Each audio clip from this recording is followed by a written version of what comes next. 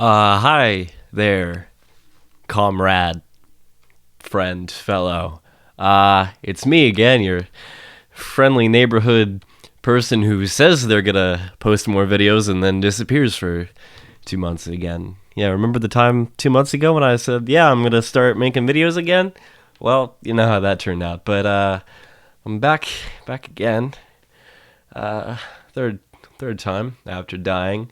Look, in the interest of being 100% real with you, I am probably the least qualified person to talk about, well, anything, but especially socialism, because I haven't been in this line of thought, I guess, for that long. I mean, I know more about it than a Democrat, but I know less about it than the literal like college professors that are messaging me with like incredibly useful like just in paragraphs and paragraphs of dense dense pockets of information. It is astounding how knowledgeable some people are in this community, and really know what they're talking about. And I know that they are vastly knowledgeable about these things because they show up in the comments, and that can be a double-edged sword. I hate that expression because all swords are double-edged, but they show up in the comments and they'll be like, hey, you got something wrong. Some of them are nicer than others. I have received actually I have received much more positive feedback doing than I could than I think I could reasonably expect doing any kind of political video on YouTube. So I'm very grateful for that. But I've also, it's been mixed. But usually people are very they just want the. I would like to believe that they just want the true versions of ideology out there, and they're these very knowledgeable people, and I am not one of them. I am just a person who has a microphone and knows how to edit a video, and thought, what has it been, like half a year now ago, that hey, while I'm learning about this new thing, how about I help myself learn by helping other people learn? And what a stupid thought that was. But no, the reason that I haven't made a whole ton of videos after it sort of, I'm not going to say it took off, but some people started watching, is because it's so much pressure, honestly, and people just write these fucking paragraphs long. I people like, yeah, can we talk about your videos on Reddit? And I'm honestly like, no, because they're not that good. There's not that much in them to talk about. I am not the guy you go to for paragraph long. I am the let's explain this in 5 minutes dude, because I think there are people on YouTube and elsewhere that can give you like a full summary of everything and go really into detail and know a lot about it. And their videos can be like an hour and a half, and that's cool because that's what their thing is. And I don't know if that's necessarily my thing. However, to do densely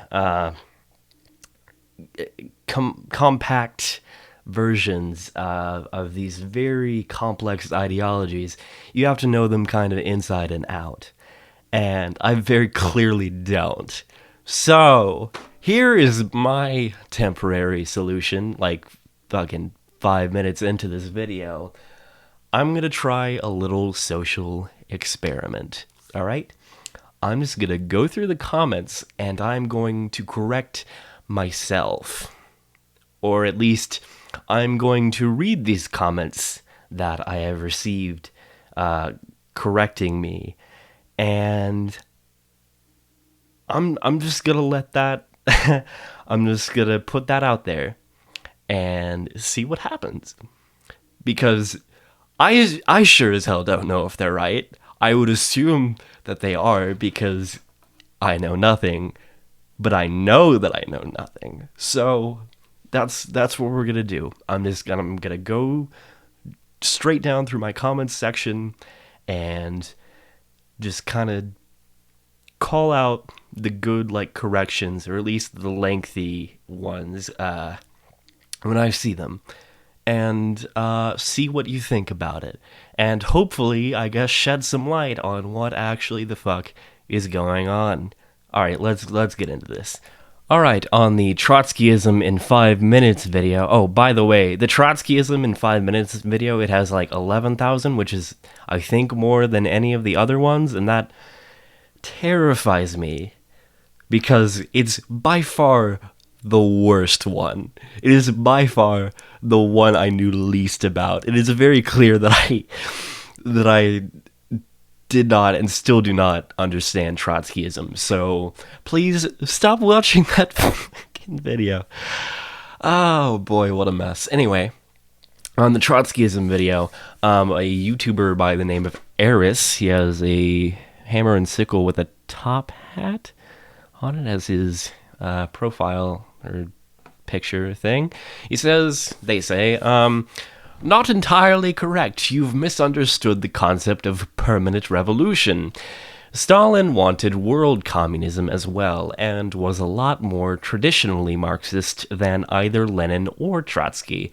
Trotskyism, however, encompassed the idea of a doomed revolution to lure other Marxist-suitable countries to revolt and later help the doomed revolution resurge. This was so that the countries eligible to follow a Marxist path would revolt. Stalin, however, saw the other way around, that the state should become eligible for Marxism through application of Leninism.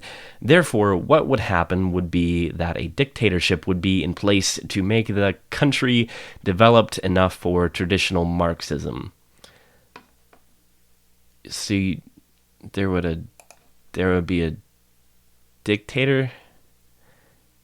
All right, I'm just gonna read these. I'm not going to attempt to understand them, because God knows I'll do it wrong. There's another one here by Cryasidion. Okay, there are some key inaccuracies here. Granted, you did point out that this was just one interpretation. Socialism generally reward people differently.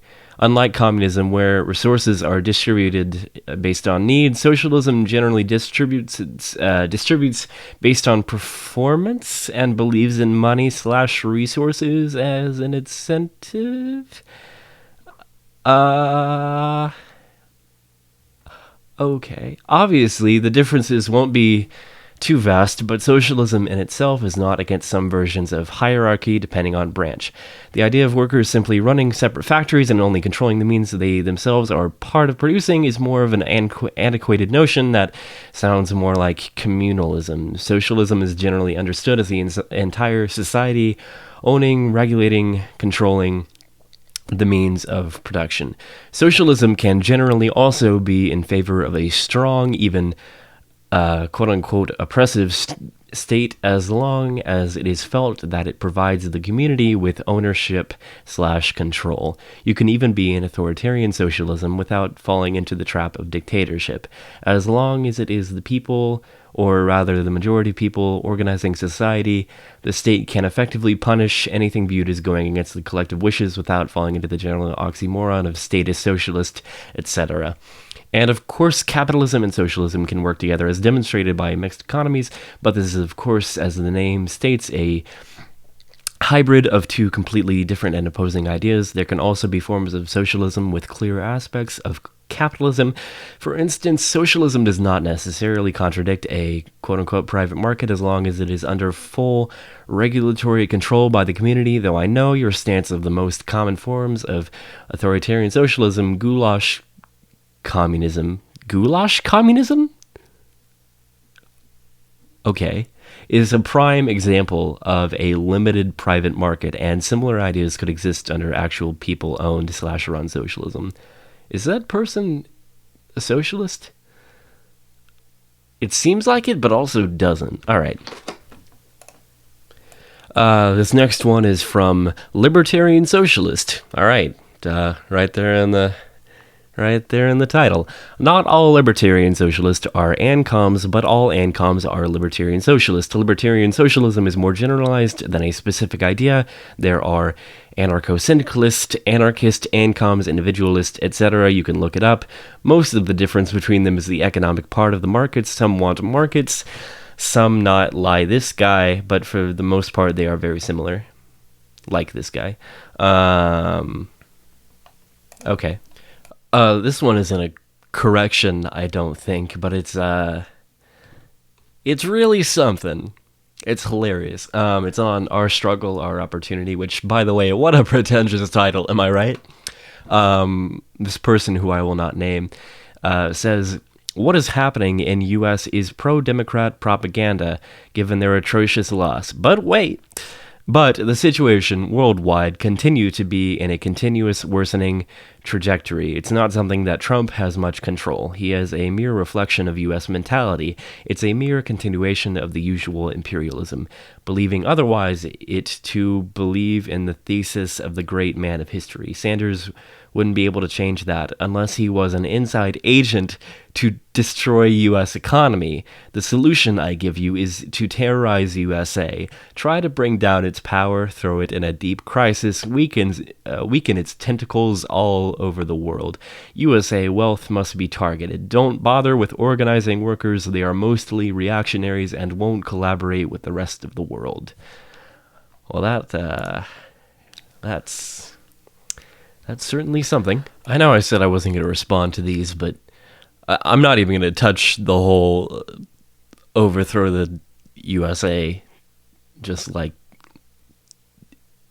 yeah, I'm not even going to touch that. But maybe, I mean, if you keep talking like the workers are stupid, reactionary pigs, then, I mean, I'm not saying it's a self-fulfilling prophecy, but it doesn't help, right? If workers keep saying liberals / people on the left who are not the same as these people who look down on them, they're probably not gonna like people on the left. So yeah, just throwing that out there.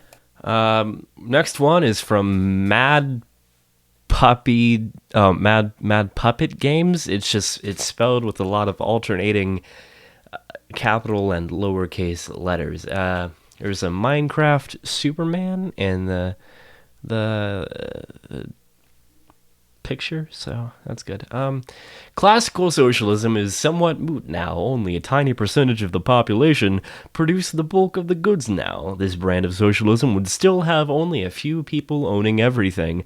Most people work in jobs that barely break even before eventually going bankrupt. So owning a part of that business would actually make you poorer than being paid. Also, it's worth proofreading your slides. Look, if it's about me spelling Mao as meow the entire video, that may have been intentional.